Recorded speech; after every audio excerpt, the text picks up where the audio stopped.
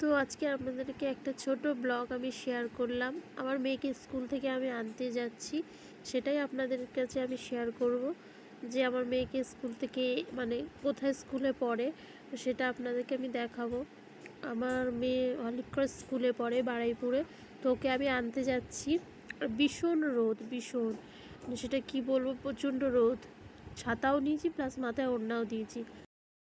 ক্লাসে তোমার সোনামা আজকে ক্লাসে তুমি কি করেছো বলো? ওরা লিখেছি আবার